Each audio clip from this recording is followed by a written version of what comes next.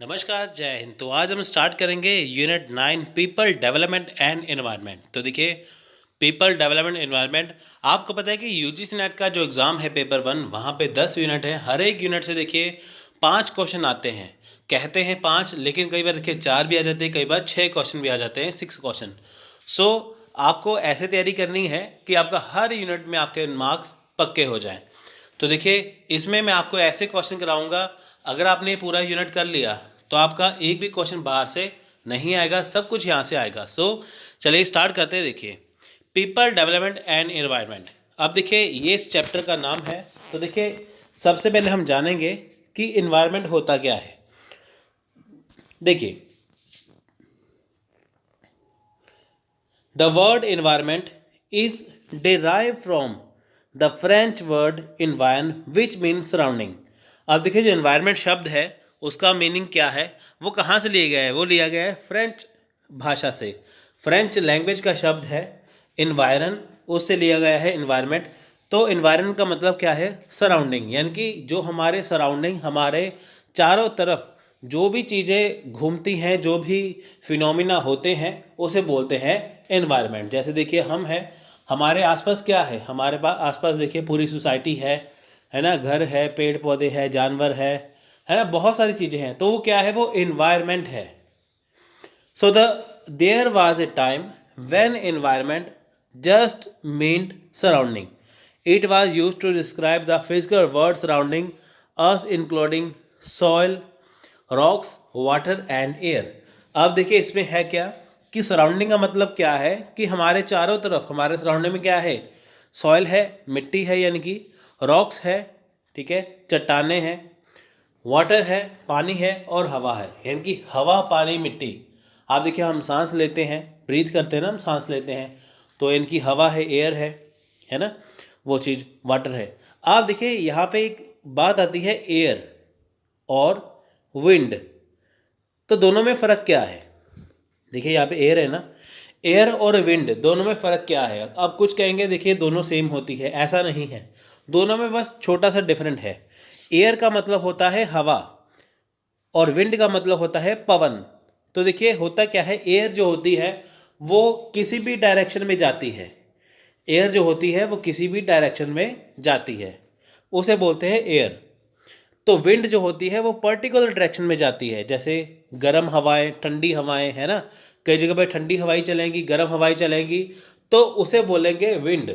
लेकिन जो एयर होती है वो हर जगह पे होती है, उसके चलने का कोई डायरेक्शन नहीं होता। तो सिंपल सा मतलब क्या है, एयर वो है जिसका चलने का कोई डायरेक्शन नहीं है, उसे बोलेंगे एयर। और विंड वो है जिसके चलने की डायरेक्शन होती है, जो पर्टिकुलर रीजन में चलती है, उसे बोलते हैं विंड। तो ये छोटा सा डिफरेंस मैंने आपको बताया। तो देखिए, नेक्स्ट है environment and human being are inter related. यानी कि देखिए, जो इन्वायरमेंट है, जो ह्यूमन बीइंग से आपस में क्या है, वो इंटर रिलेटेड है, आपस में वो क्या है, कनेक्टेड है। The environment gives us food, water, fuel, medicine, building material etcetera. अब देखिए, इन्वायरमेंट से हमें देखिए बहुत सारी चीज़ें मिलती हैं। जैसे देखिए, ये हमें फूड देते हैं, वाटर देते हैं, फ्यूल देते हैं, मेडिसिन देते हैं, है ना, और बिल्डिंग बनाने के लिए मटेरियल देते हैं। ये हमें कहाँ से मिलती है? इन्वायरमेंट से ही मिलती है। वो चीज़ हम खुद से नहीं बनाते। देखिए, सब कुछ हमें नेचर से मिलता है, उसे हम अपनी शेप के अकॉर्डिंग बना देते हैं। तो science and technology have advance and because of that we have benefited a lot, but it also introduce a pollution and damage the environment। आप देखिए, हम अपने एनवायरनमेंट को खुद ही ख़राब कर रहे हैं। हम कहते हैं ना, दिल्ली जाके देखिए एक बार, इतनी वहाँ पे जहरीली हवा है ना, बहुत ज़्यादा, सांस लेने में दिक्कत है, स्मोक सबसे ज़्यादा वहीं पे है ना। दुनिया का दूसरे नंबर पे, दुनिया का पहले नंबर का एनवायरनमेंट वाला जो सिटी है वो दिल्ली बनाई गई है ना। दिल्ली जो है, वहाँ पे इतना ज़्यादा वो पोल्यूशन है, पोल्यूशन वाली सिटी है, वर्ल्ड की नंबर 1 दिल्ली, है ना, सबसे ज़्यादा पोल्यूशन है उसके अंदर। आप देखिए, उसमें इतना ज़्यादा पोल्यूशन है, सांस लेने में भी दिक्कत है। तो आप देखिए, जो हम चीज़ों का इस्तेमाल करते हैं, है ना, जैसे देखिए 4G टेक्नोलॉजी, 5G टेक्नोलॉजी, इसका एनवायरनमेंट पे असर पड़ेगा। उसके बाद देखिए कि जैसे हम अपनी गाड़ियाँ जो हैं, वहाँ पे देखिए इतना पेट्रोल डालते हैं, इतना डीजल डालते हैं, उससे धुआं निकलता है, वो इन्वायरमेंट ख़राब होता है। अब देखिए जब कोरोना काल था, है ना, तो लॉकडाउन के समय में क्या हुआ, टाइम में गाड़ियाँ चलनी बंद हो गई, इन्वायरमेंट अपने आप ही साफ़ हो गया। तो हुआ क्या कि सब अपने घर पे बैठे थे, इन्वायरमेंट साफ़ हो गया, तो ये ख़त्म हो गया, है ना, ये जो पोल्यूशन था वो तकरीबन ख़त्म हो गया था। लेकिन जब लॉकडाउन हटा, फिर से आए वही चीज़, फिर से पोल्यूशन फैलने लगा। तो कहने का सिंपल सा ये मतलब है कि हम खुद अपने एनवायरनमेंट को ख़राब कर रहे हैं। The impact of this is also human being like health related issue and socio economic development. अब देखिए एनवायरनमेंट ख़राब होगा तो नुकसान किसको होगा, इंसान को, ह्यूमन बीइंग को। फ़ायदा भी किसको होगा, ह्यूमन बीइंग को, नुकसान भी होगा ह्यूमन बीइंग को। उसे देखिए हेल्थ रिलेटेड इशू आ जाएंगे, सोशो इकोनॉमिक डेवलपमेंट में इशू आ जाएंगे, है ना, बहुत सारी चीज़ें इसमें आ जाएंगी। पहले इंसान की उम्र होती थी 100 साल, अब क्या है 60 साल 70 साल बस। तो कहने का ये मतलब है ये इन्वायरमेंट का फ़र्क है। So as per environment protection act 1986 ये क्या कहते हैं इन्वायरमेंट के बारे में। सो देखिए environment includes all the physical and biological surrounding of an organism along with their interactions. Environment is thus defined as the sum total of water, air and land and the interrelationship that exist among them and with human beings, other living organism and material. अब देखिए protection act क्या कहता है कि जो हमारा environment है उसमें सम टोटल, इनकी उसमें सारी चीज़ें हैं, उसमें वाटर है, एयर है, लैंड है, उनका आपस में रिलेशनशिप है ना, वाटर एयर लैंड हमें इन्वायरमेंट से मिलता है। और उसमें देखिए ह्यूमन बींग रहते हैं और अदर लिविंग ऑर्गेनिज्म हैं, जैसे जानवर हैं, पेड़ पौधे हैं, प्लांट्स हैं, मटेरियल, बहुत सारी चीज़ें एक ही जगह पे हैं, उसे बोलते हैं इन्वायरमेंट। सो देखिए इसमें फिजिकल भी है, इसमें बायोलॉजिकल सराउंडिंग। बायोलॉजिकल मतलब होता है, जहाँ बायोलॉजी की बात आए मतलब कि वो चीज़ जो सांस लेती है, जो ब्रीथिंग करती है ना, ह्यूमन बींग्स इसमें आ जाएंगे, प्लांट्स इसमें आ जाएंगे, जानवर इसमें आ जाएंगे, एनिमल्स वगैरह। वो फिजिकल चीज़ें वो है जो हमें दिखाई देती हैं। तो एनवायरनमेंट में क्या है, फिजिकल चीज़ें भी हैं और बायोलॉजिकल चीज़ें भी हैं, जो सांस लेती हैं वो भी, जो सांस नहीं लेते वो भी, वो किसके अंदर आएंगी, एनवायरनमेंट के अंदर आएंगी। सो देखिए according to Boring a person environment consist of the sum total of the stimulation which he received from his conception until his death। अब देखिए यहाँ पे क्या है, जो पर्सन है ना, अब देखिए जो पर्सन है, बोरिंग क्या कहता है यहाँ पे, जो पर्सन है देखिए वो हमेशा ही इन्वायरमेंट में रहता है अपनी डेथ तक, यानी कि वो स्टार्टिंग से लेकर डेथ तक क्या है, अपनी इन्वायरमेंट में ही रहता है। It can be conclude from the above definition that environment comprise various type of phases such as physical, intellectual, economic, political, cultural, social and moral, emotional। तो देखिए इससे क्या पता चलता है कि इन्वायरमेंट की डेफिनेशन क्या है, कि इसमें बहुत सारे देखिए फिजिकल है, इंटेलेक्चुअल है, economic, political, cultural, social, moral, emotional types हैं इन्वायरमेंट के। Environment is the sum total of all external forces, influence and condition which affect the life, nature, behavior and the growth, development and maturation of living organism। अब देखें जो environment है उसमें क्या है, external forces हैं, बाहरी तौर पे हमारे क्या है, फोर्सेस है, जहाँ पे देखिए बहुत सारी चीज़ों का इन्फ्लुएंस पड़ता है, प्रभाव पड़ता है, हमारी जो लाइफ इफेक्ट होती है। जैसे मान लीजिए कि परीक्षण हो गया कहीं जगह पे, है ना, मिसाइल का टेस्ट होगा, वहाँ पे देखिए एकदम से अर्थक्वेक आ जाता है ना। तो कई जगह पे मान लीजिए कि दो देशों के आपस में, दो कंट्रीज़ की लड़ाई होगी, तो उन्होंने आपस में मिसाइल फेंक दी, तो वहाँ पे क्या इन्वायरमेंट जो है वो ख़राब हो जाता है। तो उसका इफेक्ट किस पे पड़ेगा, ह्यूमन की हेल्थ पे पड़ेगा। अब देखिए जैसे हिरोशिमा नागासाकी पे, यानी कि 6 अगस्त 1945 और 9 अगस्त यानी कि 9 अगस्त 1949, 9 अगस्त 1945 को हिरोशिमा और नागासाकी पर बम फेंका गया था अमेरिका के द्वारा, जापान के, है ना, हिरोशिमा नागासाकी पे। एक फैट बॉय था, एक लिटिल बॉय नाम था बम, एटम बम का। तो वहाँ पे क्या था, वहाँ पे अब भी अपंग बच्चे पैदा होते हैं, हैंडीकैप बच्चे पैदा होते हैं। आप देखिए 1945 से अब तक आप देखिए कितने साल हो चुके हैं, लगभग आप देखिए कि 76 ईयर हो चुके हैं वहाँ पे। तो इतने सालों बाद भी वहाँ पे देखिए कि वहाँ पे अभी इन्वायरमेंट कैसा है। तो इससे फ़र्क क्या है कि जो इन्वायरमेंट ख़राब होता है इसके पीछे कौन है, ह्यूमन है। किस पे इफेक्ट पड़ेगा, ह्यूमन के ऊपर इफेक्ट पड़ेगा। डगलस एंड हॉलैंड यहाँ पे देखिए क्या कहते हैं, the term environment is used to describe in the aggregate all the external forces, influence and conditions which affect the life, nature, behavior and the growth, development and maturity of living organism। अब देखिए ये कहते हैं Douglas and Holland कि जो environment का मतलब क्या है कि वो सारी एक्सटर्नल फोर्सेस जो इफ़ेक्ट डालती हैं ह्यूमन की लाइफ पे, बिहेवियर पे, ग्रोथ पे और मैच्योरिटी ऑफ लिविंग ऑर्गेनिज्म पे। देखिए ये दो लाइन पहले हम कर चुके हैं कि इस पर किसका इफेक्ट पड़ेगा, है ना, एनवायरनमेंट का इफेक्ट किसके ऊपर पड़ेगा, ह्यूमन की हेल्थ के ऊपर। तो देखिए एलिमेंट ऑफ एनवायरनमेंट क्या है। अब देखिए हमारे पास जो एलिमेंट कौन कौन से होते हैं। देखिए environment is constituted by the interacting system of physical, biological and cultural elements interrelated in various way, individually as well as collectively. These element may be explain as under. अब देखिए यहाँ पे हमारे पास क्या है, कौन से एलिमेंट हैं, फिजिकल, बायोलॉजिकल और cultural elements.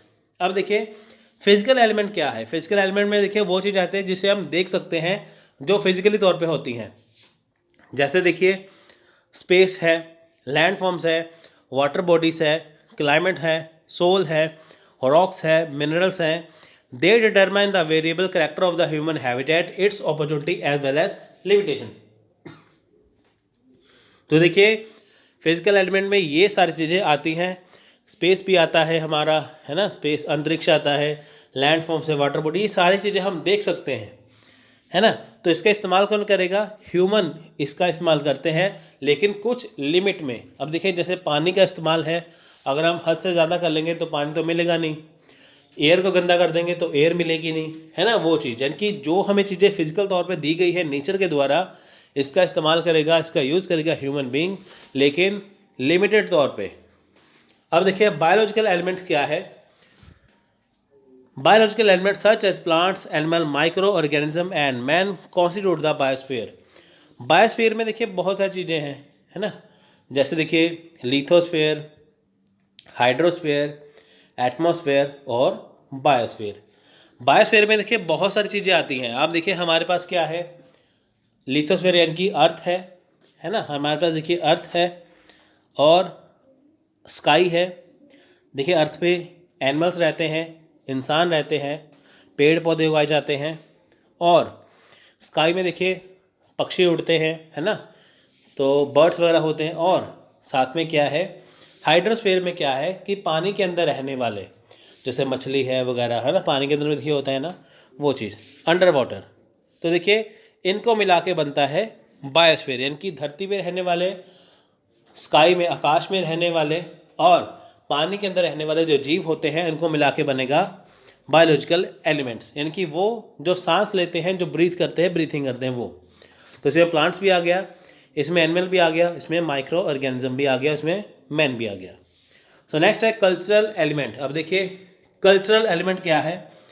Cultural element such as economic, social, political elements are essentially man made feature which make cultural value, है ना। तो देखिए है क्या ये वो चीज़ है कि कल्चरल एलिमेंट क्या है जिसमें इकोनॉमिक, सोशल, पॉलिटिकल चीज़ें आती हैं जो कि मैन मेड फीचर है, यानी कि जो इंसान ने खुद बनाए हैं। फिजिकल एलिमेंट देखिए स्टार्टिंग में वो हो गए जो हमें दिए गए हैं नेचर के द्वारा, बायोलॉजिकल जो सांस लेते हैं, और कल्चरल एलिमेंट्स जो इंसान ने खुद बनाए हैं। इंसान अगर अपने लिए अच्छा बनाएगा तो अच्छा उसे मिलेगा, बुरा बनाएगा तो बुरा ही मिलेगा, वो चीज़ें। तो ये है हमारा एनवायरनमेंट। तो होता क्या है कि एनवायरनमेंट में कल्चरल एलिमेंट आते हैं कि देखिए कई जगह पे सोशल एनवायरनमेंट कैसा है, अच्छा है, बुरा है। कई जगह पे क्या है, इकोनॉमिक देश जो है देखिए बहुत आगे है, कुछ पिछड़े हैं। तो वो सारी चीज़ें कौन बनाता है, इंसान बनाता है। अब हम बात करेंगे स्कोप ऑफ एनवायरनमेंट की। देखिए इसमें सबसे पहली बात आएगी, ये 4 भागों में बांटा गया है। देखिए पहली बात है एटमॉस्फेयर। अब देखिए the atmosphere implies the protective blanket of gases surrounding the earth. Atmosphere होता क्या है? एटमॉस्फेयर वो चीज़ है जो धरती के आसपास एक ब्लैंकेट, एक कंबल का काम करती है। ठीक है फ्रेंड्स। अब देखिए जो हमारी जो सौर मंडल है, जो हमारा जो आप देखिए जो जो हमारा सौर मंडल है जिसमें सारे ग्रह हैं, ठीक है फ्रेंड्स, जिसमें प्लैनेट वगैरह सब कुछ है, ठीक है, जो हमारी गैलेक्सी है, उसमें देखिए कि जो पहले 4 ग्रह हैं, ठीक है, वो तो अब देखिए कहते हैं ना कि धरती के अलावा कहाँ पे जो जीवन संभव है वो मंगल ग्रह पे संभव है। क्यों संभव है? देखिए हमारे आसपास जो जो एंड के 4 ग्रह हैं, ठीक है, जुपिटर से लेके नेपच्यून तक, वो क्या है? वो गैसों के बने हुए हैं। इसमें उसके लिए जीवन संभव है नहीं है। जो पहले 4 ग्रह हैं उसमें क्या है? उसमें जो सबसे मरकरी है, सबसे पास है, उसमें जीवन संभव नहीं है। क्यों? क्योंकि वहाँ पे एटमॉस्फेयर नहीं है, ठीक है, लाइफ पॉसिबल है नहीं वहाँ पे। जो वीनस है वो गर्म बहुत है, वहाँ पे नहीं है, ठीक है। अब बचे मार्स और अर्थ पे तो आप देखो एटमॉस्फेयर तो है, इसलिए यहाँ पे लाइफ संभव है। सेम चीज़ें मंगल ग्रह पे पाई गई हैं तो यहाँ पे भी लाइफ पॉसिबल है। तो एटमॉस्फेयर का मतलब क्या है कि ये जो धरती है उसके आसपास, ठीक है, उसके आसपास क्या है? कंबल का काम करती है जो उसे प्रोटेक्ट करता है, ठीक है। तो फ्रेंड देखिए एटमॉस्फेयर क्या है, जैसे हमें कई बार सर्दी लगने लग जाती है तो हम अपने ऊपर कंबल ले लेते हैं या रजाई ओढ़ लेते हैं ना, जैसे, तो हमें सर्दी से हम बच जाते हैं। तो ऐसे ही एटमॉस्फेयर क्या है? धरती के ऊपर एक ऐसा ही काम करता है कि जो हमें प्रोटेक्ट करता है हानिकारक चीज़ों से, ठीक है। देखिए एटमॉस्फेयर क्या है? It sustain life on earth. Atmosphere की वजह से ही धरती पर जो है लाइफ जो है पॉसिबल है, धरती पर लाइफ जो जीवन है वो संभव है। It save it from the hostile environment of outer space. अब देखिए ये बाहरी स्थान, देखिए कि जैसे हमारे जो वातावरण है, ठीक है, जो हमारा एनवायरनमेंट है जो आउटर स्पेस में है, उसमें जो बाकी जो ख़राब चीज़ें हैं जो वातावरण को, हमारे एनवायरनमेंट को ख़राब कर सकते हैं, उससे हमारी क्या है? सुरक्षा करती हैं, उससे हमें सेव रखती हैं। It observe most of cosmic ray from outer space and a major portion of electromagnetic radiation from the sun. अब देखिए जो सूर्य से निकलने वाली जो पराबैंगनी किरणें हैं, जो इलेक्ट्रोमैग्नेटिक जो रेडिएशन है, ठीक है, उसको भी ये एब्जॉर्ब करती है कि ताकि वो सीधे ही ना आ जाए। अगर देखिए सूर्य से निकलने वाली जो किरणें हैं वो फिल्टर होके, एटमॉस्फेयर से फिल्टर होके हम तक पहुंचती हैं, ठीक है। अगर एटमॉस्फेयर ना हो, सीधे ही पहुंचने लग जाएं तो हमें बहुत सारा नुकसान हो जाएगा, हमें स्किन कैंसर तक भी हो सकता है। The atmosphere is composed of nitrogen and oxygen beside argon, carbon dioxide and trade gases. देखिए एटमॉस्फेयर मिलके किससे मिलके बना है? तकरीबन नाइट्रोजन और ऑक्सीजन। देखिए नाइट्रोजन जो है तकरीबन 78% जो है वो नाइट्रोजन है, ठीक है। उसके बाद जो है 21% जो है वो ऑक्सीजन है, 99% हो गया। अब बाकी जो 1% बचा है उसमें कार्बन डाइऑक्साइड है, ठीक है। तो उसमें जैसे 0.03% जो कार्बन डाइऑक्साइड है, फिर ऑर्गन गैस है, फिर जितनी भी बाकी दुनिया भर की तमाम गैसेस हैं वो 1% के अंदर ही आती हैं। यानी कि सबसे ज़्यादा क्या है? नाइट्रोजन गैस है, ठीक है, 78%। ऑक्सीजन क्या है? 21%, यानी कि 99% हो गया। बाकी 1% में सारी ही जो गैसें हैं वो है, जिससे मिलकर क्या बनेगा? एटमॉस्फेयर। एटमॉस्फेयर किससे मिलकर बनता है? गैसों से, ठीक है। गैसों का एक ऐसा घेरा जो हमारी पृथ्वी की रक्षा करता है सूर्य की किरणों से, ठीक है फ्रेंड्स। अब देखिए जो चिप्स के पैकेट है बने होते हैं ना जिसमें हवा भरी होती है, उसमें नाइट्रोजन गैस भरी जाती है। कई बार एग्जाम में क्वेश्चन पूछ लेते हैं ये, ठीक है। अब तो खैर पूछते नहीं, पहले पूछ लेते थे, ठीक है। तो एटमॉस्फेयर में हम ये देखते हैं कि जो एटमॉस्फेयर है जो गैसों से मिलकर बना है, ठीक है। अब देखिए जो हवा में उड़ने वाले जो पक्षी है वो एटमॉस्फेयर में रहते हैं ना, ठीक है। हवा में भी जो प्राणी रहते हैं, जो पक्षी रहते हैं, वो हवा में रहते हैं ना वो, ठीक है। तो वो आसानी से वहाँ पे रह पाते हैं। अब नेक्स्ट है हाइड्रोस्फीयर। जहाँ पे बात आ रही है हाइड्रो की, वहाँ पे आप समझ लीजिए पानी, ठीक है। स्फीयर का मतलब होता है क्या? गोला या घेरा, यानी कि पानी का घेरा, ठीक है। Hydrosphere comprise all types of water sources, oceans, sea, lake, river, stream, reservoir, pool. देखिए इसमें क्या है कि जो हाइड्रोस्फीयर किससे मिलकर बना है? समुद्रों से, महासागरों से, लेक से, रिवर से, ग्लेशियर से, ठीक है, और धरती के पानी सबको मिला के, इनकी धरती का सारा पानी मिला दिया जाए तो क्या बनेगा? हाइड्रोस्फीयर। ठीक है फ्रेंड्स, इसमें भी देखिए कई जीव जंतु रहते हैं। ठीक है, हवा में रहने वाले, पानी में रहने वाले, धरती में रहने वाले, ये सारे क्या है? ये जीव जंतु यहाँ पे रहते हैं ना। यहाँ पे लाइफ पॉसिबल है किसकी वजह से? ठीक है, किसकी वजह से पॉसिबल है? एनवायरनमेंट की वजह से पॉसिबल है। Nature 97% of the earth water supply is in the ocean.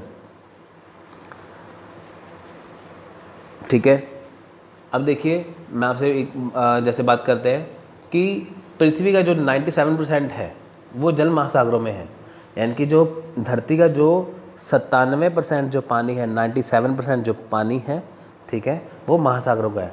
अब फ्रेंड्स देखिए मैं आपको एक फैक्ट बताता हूँ क्या है। जैसे मान के चलिए कि धरती पे 100% पानी है, तो वहाँ पे कितने परसेंट पानी पीने के लायक है? देखिए वहाँ पे सिर्फ 1% जो पानी है वो ही पीने के लायक है, क्योंकि आप देखिए कि जो 97% जो पानी है, ठीक है, जो 97% जो पानी है वो किसका है? वो महासागरों का पानी है, ओशंस का पानी है। ठीक है, 2% पानी क्या है? वो बर्फ़ बना हुआ है जिसे हम पी नहीं सकते। 99% हो गया ना, 2% बर्फ़ है, 97% जो है वो महासागरों पानी है। ठीक है, उसे भी हम पी नहीं सकते। तो 1% जो पानी है वो साफ़ है जिसे हम पी सकते हैं। तो फिर कहते हैं जल बचाइए, जल बचाइए, क्योंकि पानी पीने के लायक बहुत कम है। अब देखिए धरती का जो 97% जो पानी है वो महासागरों में है, ओशंस के अंदर है। अबाउट 2% इज़ लॉक, वही आगे बात कि जो 2% जो पानी है वो, ठीक है, ग्लेशियर के रूप में है, बर्फ़ बना हुआ है। यानी कि 97% जो पानी है वो ओशंस में है, 2% जो पानी है, 2% जो पानी है वो कहाँ पे है? वो है बर्फ़ बना हुआ है। सिर्फ 1% जो पानी है फ्रेश वाटर, जो नदियों में है, रिवर्स में है, लेक्स में है, जो हमारे ज़मीन के अंदर है, जिसे हम पी सकते हैं और इस्तेमाल कर सकते हैं। तभी कहते हैं ना पानी बचाइए। आप सोचते होंगे इतना पानी तो है, बचा के क्या करेंगे? अब देखिए पानी पीने के लायक तो 1% है। ठीक है, ठीक है। एटमॉस्फेयर में क्या है कि एटमॉस्फेयर आपको पता चल गया। ठीक है, इसमें एक बात और जोड़ लीजिए कि एटमॉस्फेयर में हवा में रहने वाले जीव, पानी में रहने वाले जीव, हाइड्रोस्फेयर में। लिथोस्फेयर क्या है, किससे बनेगा? देखिए lithosphere is outer mental of the solid earth. It consist of minerals occurring in the earth crust and the soil. Example mineral, organic matter, air and water. देखिए फ्रेंड लिथोस्फेयर क्या है? मतलब कि ज़मीन यानी कि धरती। ठीक है, यानी कि जो सॉलिड अर्थ, जो धरती, जो ज़मीन के ऊपर, ठीक है, ज़मीन जो पाई जाती है उसे कहते हैं लिथोस्फेयर। अब देखिए जो ज़मीन के ऊपर रहने वाले प्राणी, ठीक है, वो लिथोस्फेयर के अंदर आते हैं। अब देखिए हम जैसे हम हैं, ठीक है, इंसान है, कुछ जानवर हैं, पेड़ पौधे भी हैं, ये सारे क्या है? ये लिथोस्फेयर पे पाए जाते हैं। यानी कि जो धरती के 3 पार्ट हैं, एटमॉस्फेयर, हाइड्रोस्फेयर, लिथोस्फेयर, यहाँ पे तीनों में ही लाइफ पॉसिबल है, तीनों में ही प्राणी रहते हैं। चाहे एटमॉस्फेयर में बात करें तो वहाँ पे पशु पक्षी, वहाँ पे बर्ड्स रहते हैं, पक्षी रहते हैं। ठीक है, पानी के अंदर भी जो है आप देखिए मछलियाँ वगैरह रहती हैं, कई जीव जंतु रहते हैं, है ना। तो धरती के ऊपर भी जीव जंतु रहते हैं, यानी कि एटमॉस्फेयर, हाइड्रोस्फेयर, लिथोस्फेयर तीनों में क्या है? सभी प्राणी रहते हैं। ठीक है, सभी में एनवायरनमेंट पाया जाता है। तो नेक्स्ट है बायोस्फीयर। अब देखिए एटमॉस्फेयर, हाइड्रोस्फीयर, लिथोस्फीयर को अगर हम मिला दें तो इनसे मिलके क्या बनेगा? बायोस्फीयर, क्योंकि तीनों में ही प्राणी रहते हैं, चाहे वो एटमॉस्फेयर हो, हाइड्रोस्फीयर, लिथोस्फीयर, तीनों में प्राणी रहेंगे ना। अब जहाँ पे बात आए रहने की, ठीक है, सर्वाइव करने की, तो तीनों को मिला के बायोस्फीयर बनता है। बायो का मतलब क्या है? ठीक है, जीव, यानी कि जो सांस लेने वाले होते हैं, जिनमें सांसें चल रही होती हैं, यानी कि जो लिविंग ऑर्गेनिज्म है वो बायोस्फीयर के अंदर आते हैं, वो बायो के अंदर आते हैं। Biosphere indicate the realm of living organism and there interaction with environment. Wise atmosphere, hydrosphere, lithosphere, वही बात आ गई ना कि बायोस्फीयर किससे मिलकर बन गया? एटमॉस्फेयर, हाइड्रोस्फीयर, लिथोस्फीयर से। ठीक है फ्रेंड्स, अब देखिए सम इम्पोर्टेंट टर्म्स है। ठीक है, इम्पोर्टेंट टर्म्स क्या है? देखिए डिफॉरेस्ट्रेशन। अब देखिए डिफॉरेस्ट्रेशन क्या है कि जंगलों की कटाई। ठीक है, अब देखिए कि इंसान, आप ऐसे 20-25 साल पहले देखे, कहते ना कि वहाँ पे एनवायरनमेंट बहुत अच्छा था, आजकल माहौल अच्छा नहीं है। देखिए क्यों नहीं अच्छा है? क्योंकि आप देखिए वहाँ पे आजकल क्या है, जंगलों की कटाई हो ही जा रही है, आबादी बढ़ रही है, ठीक है फ्रेंड्स। जैसे देखिए आबादी बढ़ रही है, जनसंख्या बढ़ रही है, पॉपुलेशन इंक्रीज़ हो रही है, तो उससे क्या है कि उनको रहने के लिए जगह कम पड़ रही है। तो उसके लिए क्या है कि जो जंगल है उनको काट के उसके ऊपर क्या है, उसके ऊपर घर बनाए जा रहे हैं। अब देखिए जहाँ पे पेड़ पौधे उसको काट के उसके ऊपर घर बना देंगे, तो जो हमें ऑक्सीजन दे रहा है, जो हमें हमारी सुरक्षा कर रहा है, हमें ठीक है, जो हमें प्रोटेक्ट कर रहा है, ठीक है, तो उसमें क्या है, वो चीज़ बचेगी नहीं। ठीक है, तो सभी जगह अगर हम जंगल काटते जाएंगे तो उससे क्या होगा, तो उससे हमें ही नुकसान होगा ना। The loss of trees due to cover cutting of forest, one consequence of deforestation is soil erosion which result in the loss of protective soil cover and water holding capacity of the soil. अब देखिए जंगलों के अधिक कटने के कारण क्या है, पेड़ों का नुकसान हो रहा है। ठीक है, जंगलों की कटाई का एक परिणाम मिट्टी का क्षरण है, जिसके परिणाम स्वरूप सुरक्षात्मक मिट्टी के आवरण और मिट्टी की जल धारण क्षमता का नुकसान है। अब देखिए जैसे हम वनों की कटाई करते हैं, हमें नुकसान क्या है, सबसे पहले हमें एनवायरनमेंट को नुकसान है। दूसरी बात क्या है, देखिए कि अगर हम जंगलों को काट देंगे तो इससे क्या है कि पेड़ों को काटते चले जाएंगे तो वहाँ पे जो मिट्टी है, ठीक है, अगर जो सॉइल एरोजन है, जो मिट्टी जो देखिए कि जैसे होता है ना कई बार कि जैसे बाढ़ आ गई है तो मिट्टी क्या करते हैं, इसको पानी को साइड पर रखती है। वैसे जंगल ही ना होंगे तो बाढ़ आ गई तो सीधे वो घर ही भाग के ले जाएगी, है ना। अगर प्रोटेक्ट करने वाली कोई चीज़ ही ना बचे तो प्रोटेक्शन कहाँ से होगी। ठीक है फ्रेंड्स, यानी कि उस पर क्या है कि जो मिट्टी है उसका भी नुकसान हो रहा है। अब मिट्टी अपने ऊपर क्या है कि पानी को रख ही नहीं पाती, ठीक है, तो वो क्या होगा, उससे नुकसान हो जाएगा। डिफॉरेस्टेशन, वनों की कटाई किसके कारण हो रही है, ये हो रही है पॉपुलेशन इंक्रीज होने की वजह से। वहाँ पे घर बनाए जा रहे हैं, लकड़ियाँ काट के फर्नीचर बनाया जा रहा है, इसलिए तो इससे हमें काफ़ी नुकसान हो रहा है।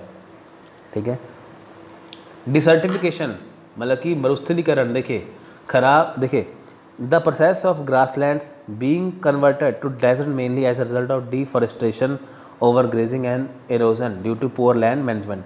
अब देखिए खराब लैंड मैनेजमेंट की वजह से, ठीक है, खराब भूमि प्रबंधन या लैंड मैनेजमेंट की वजह से हो क्या रहा है, डिसर्टिफिकेशन, यानी कि मरुस्थलीकरण हो रहा है। मरुस्थलीकरण क्या है, जहाँ पे हम कहते हैं ना रेगिस्तान बने जा रहे हैं वैसे।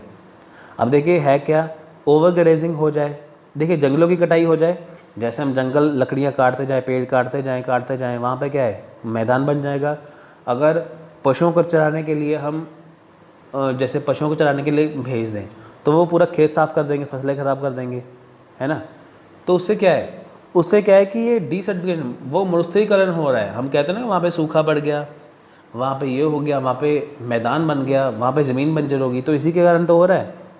ठीक है फ्रेंड्स, नेक्स्ट है फूड इनसिक्योरिटी। देखिए a situation that exist when people lack secure access to sufficient amount of safe and nutritious food for normal growth and development and an active and healthy life। अब देखिए food insecurity में भी chronic, seasonal और ट्रांसिशनरी। अब देखिए है क्या, food insecurity यानी कि खाद्य असुरक्षा एक ऐसी स्थिति है जब लोगों के पास पर्याप्त मात्रा में सुरक्षित और पौष्टिक भोजन के लिए, सामान्य वृद्धि और विकास और एक सक्रिय स्वस्थ जीवन के लिए सुरक्षित पहुंच का अभाव होता है। अब देखिए है क्या, फूड इनसिक्योरिटी क्या है, ठीक है, जब आपके पास खाने की कमी हो जाए। ठीक है, अब देखिए लोगों के पास क्या है, जब हम कहते हैं ना पौष्टिक भोजन होना चाहिए, पौष्टिक भोजन क्यों ज़रूरी है, ठीक है, हमें एक हेल्दी डाइट लेनी चाहिए, पौष्टिक भोजन होना चाहिए, क्यों ज़रूरी है, जो हमारे डेवलपमेंट के लिए ज़रूरी है। ठीक है, एक जो न्यूट्रिशियस जो फूड है, जो नॉर्मल जो ग्रोथ है डेवलपमेंट के लिए, इंसान के लिए, हेल्दी लाइफ के लिए बहुत ज़रूरी है। अब देखिए अगर जंगलों की कटाई हो जाए, सब कुछ हो जाए, तो फूड तो बचेगा ही नहीं, है ना। जिस पौष्टिक भोजन की हम बात कर रहे हैं, जिस न्यूट्रिशियस फूड की हम बात कर रहे हैं, वो मिलेगा ही नहीं, तो क्या होगा, सामान बाज़ार में जाके देखिए जो मिलावटी सामान मिलेगा ना। अब देखिए खाना कम पड़ेगा, खाना कम पड़ने के चक्कर में उसमें मिलावट होगी, मिलावट होने से क्या है, इंसान को न्यूट्रिशियस फूड मिल नहीं पाएगा, जिससे उसकी जो लाइफ जो है वो हेल्दी नहीं रह पाएगी, तो उसके जीवन को, उसकी लाइफ का बहुत बड़ा खतरा है। तो ये फूड इनसिक्योरिटी हो रहा है जंगलों की कटाई की वजह से, जिससे हमारे एनवायरनमेंट को नुकसान हो रहा है। नेक्स्ट है फॉसिल फ्यूल। देखिए सबसे बड़ी बात जिसे कहते हैं जीवाश्म ईंधन। देखिए a group of primary energy sources created from the incomplete biological decomposition of dead organic matter the fossil fuel include oil, coal and natural gas and account for about 90% of the all the energy consumed in the world। अब देखिए, जो पहली बात तो देखिए, सबसे पहली बात है कि फॉसिल फ्यूल बनता कहाँ से, आपको मैं यहाँ पे बता देता हूँ क्या है। देखिए मृत कार्बनिक पदार्थ यानी कि प्राइमरी जो एनर्जी सोर्स है, देखिए उसमें क्या है, जो मृत कार्बनिक पदार्थों के अपूर्ण जैविक अपघटन से निर्मित प्राथमिक ऊर्जा स्रोतों का एक समूह। अब देखिए जीवाश्म ईंधन है क्या, हम कहते हैं ना ईंधन बन गए, ये बन गया, कैसे बनता है। देखिए जैसे कोई जानवर मर गया, कोई पेड़ की डाली टूट गई, कोई पेड़ टूट के गिर गया, अब होता क्या है, वो जैसे ज़मीन पर गिर गया, ठीक है, मिट्टी पे गिर गया, तो होगा क्या, वो धीरे धीरे करके मिट्टी में धंसता चला जाएगा, धंसता चला जाएगा। देखिए जो आजकल कोयला निकलता है वो है क्या, मान के चले कि कोई कूड़ा करकट है, जो पेड़ वगैरह है, जो कुछ भी है, वो नीचे गिर गया या कोई जानवर नीचे गिर गया, वो ज़मीन के अंदर दब जाएगा, दब के वो वहाँ से क्या होगा, दब के वो वहाँ पे ज़मीन के अंदर समा जाएगा, ठीक है। समाने से क्या होगा कि वो जैसे हज़ारों साल बीतते जाएंगे तो वो मिट्टी क्या है, वो उपजाऊ हो जाएगी, तो उसके नीचे क्या है, ठीक है, उसमें क्या है, फॉसिल फ्यूल भी बनने लगेगा, ठीक है, मिट्टी भी उपजाऊ हो जाएगी। अब देखिए जो फॉसिल फ्यूल है इसमें होता क्या है, इसमें क्या है कि ऑयल है, कोयला है, ठीक है, कोल है, नेचुरल गैसेस हैं, ठीक है, ये सारी चीज़ें इसमें पाई जाती हैं, ठीक है। अब देखिए जो एनर्जी का जो 90% जो हिस्सा है, देखिए अब दुनिया भर में हम बात करें कि ऑयल की, कोयले की, नेचुरल गैसेस की, 90% जो है इनका इस्तेमाल हो रहा है, ठीक है। आप देखिए कि अगर आपको कोई, आप जैसे गाड़ियाँ चलती हैं, है ना, तो 2 पहिया हो, जैसे 4 व्हीलर हो, 2 व्हीलर हो, कार हो, कुछ भी हो, अब जैसे देखिए ये चलेंगी, किससे चलेंगी, ये कोयल वो चलेंगी ना, ऑयल से चलेंगी, है ना। अगर ऑयल ही ख़त्म हो जाए तो गाड़ियाँ किस काम की, कुछ भी नहीं। तो 90% इसका इस्तेमाल हो रहा है, इसको भी खतरा है बहुत ज़्यादा, ठीक है। कहा गया है कि 10-20 सालों में पेट्रोल ख़त्म होने वाला है, अब तभी तो बिजली की चार्जिंग की वो आ रही है, ठीक है फ्रेंड्स। नेक्स्ट है इरिगेशन। इरिगेशन क्या है, सिंचाई, यानी कि देखिए the practice of supplying land with water artificially bye means of ditches, pipes और स्ट्रीम्स। देखिए इरिगेशन में क्या है, इरिगेशन होता है सिंचाई, ठीक है। इरिगेशन का होता है सिंचाई, जैसे कि हम जब फसलों को पानी जो पहुंचाते हैं, ठीक है, जैसे फसलों को पानी पहुंचाते हैं, ज़मीन को पानी पहुंचाते हैं, ठीक है, तो कृत्रिम रूप से, देखिए आर्टिफिशियल रूप से पानी पहुंचाते हैं ना हम, जैसे हम फसलों को पानी, जैसे पाइप के, ट्यूबवेल के द्वारा पानी पहुंचाया, पाइप के जरिए पानी पहुंचाया, तो पानी उनको पहुंच गया, तो उसी को बोलते हैं इरिगेशन, ठीक है। इससे भी नुकसान होगा, ठीक है फ्रेंड्स। देखिए अगर पानी गंदा हो जाए, वो पौधों में इरिगेशन, उसका सिंचाई कर दिया जाए, तो उससे या तो वो ख़राब हो जाएंगे या इंसान की जो लाइफ है वो ख़राब हो जाएगी, है ना। देखिए लेस डेवलपमेंट कंट्रीज़ क्या है, less developed countries include all countries in Africa, Asia and Latin America and the Caribbean and the region of Melanesia, Micronesia and Polynesia. अब देखिए लेस डेवलपमेंट जो कंट्री है, ठीक है, जो लेस डेवलपमेंट कंट्रीज़ है, जैसे मैंने आपको भी ये बताया है, जैसे एशिया की, जैसे हम जापान को यहाँ से निकाल दें, ठीक है, अफ्रीका हो गया, एशिया में जापान को निकाल के बाकी देश हो गए, लैटिन अमेरिका हो गया, ठीक है, ये लेस डेवलपमेंट कंट्री में भी इसका प्रभाव पड़ेगा। मोर डेवलप्ड कंट्री जैसे इनकी, देखिए मोर डेवलपमेंट कंट्री की हम बात करें, ठीक है, जैसे नॉर्थ अमेरिका, ऑस्ट्रेलिया है, न्यूजीलैंड है, जापान है, ठीक है फ्रेंड्स, ये चीज़ें भी इसमें आती हैं, ठीक है। ये सारे जो इंपॉर्टेंट टर्म्स हैं, अब देखिए इतने, चाहे जो लेस डेवलप हो, चाहे वो मोर डेवलप कंट्री हो, ठीक है, ये सारी चीज़ें जो है, ये है तो इन्वायरमेंट के अंदर ही है ना। अगर इन्वायरमेंट को नुकसान होगा तो इनको भी नुकसान होगा ही है ना। नेक्स्ट है रिन्यूएबल वाटर। देखिए the surface water run off from local precipitation, the inflow from other region and the ground water recharge that replenishes aquifers. देखिए इसमें क्या है, रिन्यूएबल वाटर में क्या है, वो पानी जैसे जिसको हम फिर से दोबारा से जो क्या है इस्तेमाल कर सकते हैं, ठीक है। अब देखिए जैसे किसी जगह पे बारिश हो जाए, है ना, किसी जगह पे बारिश हो जाए, वो क्या है कि जैसे वो पानी, जैसे देखिए कि बारिश होती कैसी है कि जैसे दिन भर जो समुद्र है, जो दिन भर जो सूरज है वो पानी को सोखता रहता है, ठीक है, पानी को सोखेगा। आप देखिए कि अगर आपको कहीं बारिश करानी हो, जैसे आप देखो जंगलों में बारिश कई बार ज़्यादा हो जाती है, क्यों? क्योंकि देखिए जो अगर कोई पेड़ है, कोई पौधा है, उसको अगर हम पानी देते रहेंगे, दिन में वो गीला रहेगा तो उसके जो जैसे पेड़ को पानी मिलेगा, जिसके पत्ते हैं वो उसमें नमी होगी। नमी क्या है? जो सूरज की किरणें पड़ेंगी पेड़ों के पत्ते पे, वो अपने ऊपर नमी को सोखता रहेगा। ठीक है, नमी को सोखता रहेगा। उससे क्या है, वो वहाँ पे कुछ दिनों बाद बारिश हो जाएगी। तो कहने का मतलब क्या है कि जो धरती से पानी ऊपर सूरज के द्वारा लिया गया, सन के द्वारा लिया गया था, वही धरती पे आ रहा है वापस। ठीक है, तो होता है रिन्यूएबल वाटर। धरती पे जैसे देखिए बारिश हो रही है, ठीक है, तो बारिश होने से क्या है, ठीक है, वो भी क्या है, ये पानी यहाँ पे पूरा हो रहा है। ठीक है, जैसे यहाँ से पानी निकला फिर बारिश के रूप में वापस आ गया, तो रिन्यूएबल वाटर हो गया। सब्सिडाइज एग्रीकल्चर देखिए क्या है, farming at level at which only enough food is produce to meet immediate local needs. अब देखिए ये सब्सिडाइज एग्रीकल्चर क्या है कि एक ऐसी खेती, ठीक है, एक ऐसी खेती जिसे एक जगह की ज़रूरतों को पूरा करने के लिए सिर्फ उतना ही मतलब फूड जो है उसका उत्पादन या उसका जो है प्रोड्यूस किया जाता है।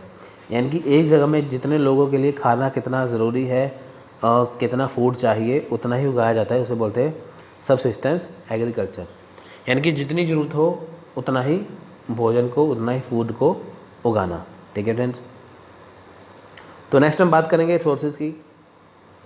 देखिए रिसोर्सेज क्या है, a resources can be defined as an natural or artificial substance, energy or organism which is used by human beings for its welfare.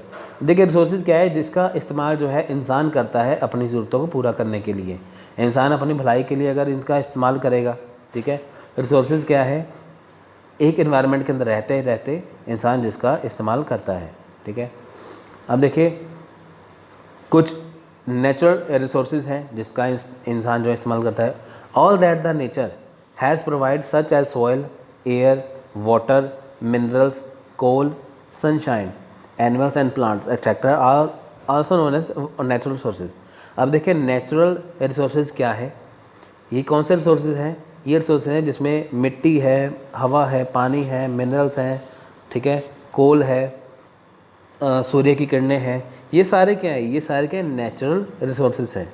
ठीक है फ्रेंड्स, एग्जॉस्टेबल, ठीक है, एग्जॉस्टेबल है। एग्जॉस्टेबल क्या है, जिसे द्वारा रिन्यूएबल भी है, नॉन रिन्यूएबल भी है। ठीक है, एग्जॉस्टेबल क्या है, व्यापक, ठीक है, यानी कि जिसे फिर से पाया भी जा सकता है, जिसे नहीं भी पाया जा सकता। ठीक है, पानी को क्या है हम फिर से पा सकते हैं बारिश के रूप में। नॉन रिन्यूएबल क्या है, जिसे हम दोबारा से पा नहीं सकते, जैसे कि पेट्रोल हो गया, उसे हम दोबारा से पा नहीं सकते। ठीक है, तो इन एग्जॉस्टेबल, ठीक है, ये सारी चीज़ें भी है इसमें आती हैं, इनकी नेचुरल रिसोर्सेज हैं। नेचुरल रिसोर्सेज में क्या आता है कि जिसका वो चीज़ें जो हमें नेचर में मिलती हैं, जिसका इंसान जो है इस्तेमाल करता है। कुछ चीज़ें ऐसी हैं जिसको दोबारा से फिर से पाया जा सकता है, कुछ चीज़ों को पाया नहीं जा सकता। ठीक है फ्रेंड्स, नेक्स्ट है आर्टिफिशियल रिसोर्सेज। आर्टिफिशियल रिसोर्सेज का क्या मतलब है, जिसे जो मैन मेड है, जो ह्यूमन बीइंग मेड है, जिसे इंसान ने खुद बनाया है। Human being use these directly or indirectly for survival and welfare. The resources which have been developed by human being during the growth of civilisation are called artificial resources. अब देखिए artificial resources क्या है, जिसे इंसान अपनी सहूलियत के लिए बनाता है। नेचुरल रिसोर्सेज में से उन्हीं चीज़ों का इस्तेमाल करता है जो कुदरत उसे देती है। आर्टिफिशियल में वो चीज़ें बनाता है जिसे इंसान जो है वो अपनी सहूलतों के लिए बनाता है। ठीक है, अब देखिए ट्यूबवेल बना दिया उसने, पानी इकट्ठा कर ट्यूबवेल बना दी, क्यों कि ताकि वो नदियों को पानी दे सके। ठीक है, मकान बना लिए अपने, ठीक है, मिट्टी को इकट्ठा किया, पानी को इकट्ठा किया, उसको गर्म किया, ईंटें बना दी, ईंटों से क्या है मकान बना दिया। तो क्या है, वो अपनी सहूलत के लिए बना रहा है ना वो। ठीक है, एग्जॉस्टेबल रिसोर्सेज। ठीक है, अब हम बात करते हैं एग्जॉस्टेबल रिसोर्सेज की। ठीक है, देखिए एग्जॉस्टेबल रिसोर्सेज है क्या। ऑन द अदर हैंड, ठीक है, there are some resources which are available in limited quantities and are going to be exhausted as a result of continued use. देखिए कुछ चीज़ें, दूसरी तरफ देखा जाए तो कुछ चीज़ें ऐसी हैं जो ख़त्म होने की कगार पर है, यानी कि ख़त्म होने के जो हमें अवेलेबल तो है पर वो लिमिटेड क्वांटिटीज़ में है, ठीक है, जो ख़त्म होने की कगार पर है। अगर उसका ज़्यादा से ज़्यादा इस्तेमाल करें तो वो चीज़ें जल्दी ख़त्म हो जाएंगी। जैसे पेट्रोल है, ठीक है, पेट्रोल है वो जल्दी ख़त्म होने वाला है, इसलिए महंगा भी है, ठीक है फ्रेंड्स। तो इसलिए वो लिमिटेड क्वांटिटीज़ में है। अगर हम देखें हमारे पास जो चीज़ कम पड़ी हुई है, अगर हम इसका ज़्यादा इस्तेमाल करते जाएँ वो ख़त्म हो जाएगी, फिर हमें बाद में मिलेंगे नहीं, ठीक है। These are called accessible resources, यानी कि वो चीज़ें जो लिमिटेड हैं, अगर उसका ज़्यादा से ज़्यादा इस्तेमाल करें तो वो ख़त्म हो जाएंगी। For example, the stock of coal in the earth is limited and one day there will be no more coal available for our use. Petroleum is another important exhaustible resource. देखिए है क्या, कोयला हमारी धरती में बहुत ज़्यादा कम है, अगर हम इसका इस्तेमाल करते जाएंगे तो वो बहुत जल्दी ख़त्म हो जाएगा, ठीक है, ठीक है फ्रेंड्स। यानी कि वो चीज़ें जो लिमिटेड हैं, ठीक है। अब देखिए जो कोयला है, जो पेट्रोलियम है, वो कम है, वो एक ना एक दिन ख़त्म जो हो जाएगा, हम इसे फिर से दोबारा इस्तेमाल नहीं कर सकते, ठीक है। देखिए नेक्स्ट है renewable resources.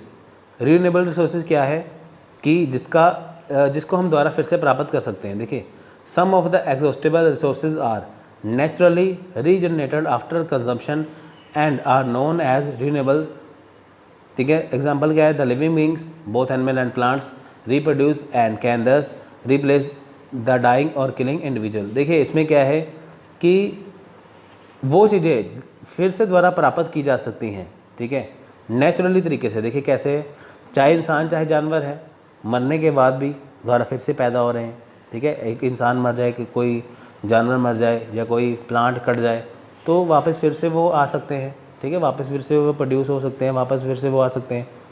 However, if the consumption of these resources exceed the rate of regeneration, they may also get totally exhausted. Some example, fresh water, fertile soil, यहाँ पे soil आएगा फ्रेंड्स, SOIL यहाँ पे आप सही कर लेना, forest, vegetation, wildlife etc. Friends देखिए जैसे कि हमने यहाँ पे देखा है कि जो जानवर हैं, जो प्लांट्स हैं, वो दोबारा फिर से आ सकते हैं मरने के बाद भी। अब देखिए अगर इनकी संख्या ज़्यादा हो जाए, अगर ये ज़्यादा हो जाए, यानी कि इन जो प्लांट्स ज़्यादा हो जाएं या जो जानवर जो ज़्यादा हो जाए, ठीक है, तो ये ख़त्म भी हो सकते हैं। क्यों, देखिए हम ये कहते हैं ना कि हम इसको दोबारा पैदा कर सकते हैं, ये दोबारा आ सकते हैं। अगर ये ज़्यादा हो जाए तब ये ख़त्म भी हो सकते हैं। क्यों, देखिए उसमें क्या है कि अगर ये इनकी जनसंख्या ज़्यादा हो जाए, ठीक है। अब देखिए उदाहरण सम एग्जांपल तौर पर चलते हैं, जैसे फ्रेश वाटर है, ताज़ा पानी है, उपजाऊ मिट्टी है, ठीक है, जंगल है, वनस्पति है, ये सारी चीज़ें क्या है, इनके लिए कम पड़ जाएंगी। जैसे इंसान देखिए ज़्यादा हो जाए, एग्जांपल देता हूँ, जैसे आजकल आबादी कितनी बढ़ रही है ना, इंसान की आबादी कितनी बढ़ रही है। अब आबादी तो बढ़ रही है तो उससे है क्या, आबादी बढ़ने के साथ क्या है, 4G 5G का ज़माना आ रहा है, उससे क्या है आगे जाके फिर पोल्यूशन क्रिएट हो रहा है। पोल्यूशन क्रिएट होने से क्या है, वो इंसान के लिए तो खतरा है, ठीक है। हमने ये तो कह दिया कि इंसान मरने के बाद दोबारा पैदा हो सकता है, पर इंसान द्वारा पैदा होने से जब आबादी बढ़ती है, आबादी बढ़ने के साथ पोल्यूशन भी तो क्रिएट होता है। पोल्यूशन क्रिएट होने से क्या है, कितनी चीज़ों को नुकसान हो रहा है, ठीक है। तो इसका एग्जाम्पल है। नॉन रिन्यूएबल है, जिसको हम दोबारा से फिर से नहीं लेके आ सकते। Resources, the resources which cannot be replaced after the use are known as non-renewable resources. These include minerals, fossil fuel, even the wildlife species, ठीक है, belong to this category. अब देखिए कुछ जो स्पीसीज़ हैं, कुछ प्लांट हैं, एनिमल्स हैं, एक बार वो ख़त्म हो जाएं तो दोबारा से नहीं आ सकते। कोयला है, पेट्रोल है, ठीक है, इसका इस्तेमाल करने से ये दोबारा नहीं आ सकते, ठीक है फ्रेंड्स। इनएग्जॉस्टेबल रिसोर्सेज, ठीक है, इनएग्जॉस्टेबल रिसोर्सेज क्या है, देखिए the resources which cannot be exhausted by human consumption and other use are called inexhaustible resources. देखिए वे संसाधन जिन्हें मानव उपभोग और अन्य उपयोगों से समाप्त नहीं किया जा सकता, यानी कि इनएग्जॉस्टेबल रिसोर्सेज क्या है, अगर इसका इस्तेमाल जो इंसान बार बार इस्तेमाल करता रहे फिर भी यानी कि इन एग्जॉस्टेबल रिसोर्सेज क्या है जिसका इंसान इस्तेमाल कर भी ले तब भी वो ख़त्म नहीं होंगे। जैसे देखिए एग्जांपल के तौर पर मानते हैं, जैसे सोलर रेडिएशन है, सूर्य की किरणें हैं, ठीक है, विंड पावर है, वाटर पावर है, ठीक है, टाइडल पावर है। तो ये सारी जो चीज़ें हैं, जैसे सैंड है, क्ले है, एयर वाटर है, ये सारी जो चीज़ें हैं वो ख़त्म नहीं हो सकती। अब देखिए वाटर कौन सा है जो ओशंस के अंदर है, महासागर के अंदर है, ठीक है, ये कभी ख़त्म नहीं हो पाएगा। पीने का पानी ज़रूर ख़त्म हो सकता है पर ये चीज़ें ख़त्म नहीं हो सकती, ठीक है। अब हमने देखा यहाँ पे वो चीज़ें जो ख़त्म हो सकती हैं, वो चीज़ें जिसे दोबारा से प्राप्त किया जा सकता है, वो चीज़ें जो ख़त्म नहीं हो सकती वो देख ली है, ठीक है फ्रेंड्स। तो फ्रेंड्स इस लेक्चर में हम यही करेंगे। नेक्स्ट लेक्चर में हम करेंगे पॉल्यूशन का, ठीक है। मैं इसके 4 से 5 लेक्चर बनाऊंगा कि ताकि आपको अच्छे से समझ में आ जाए।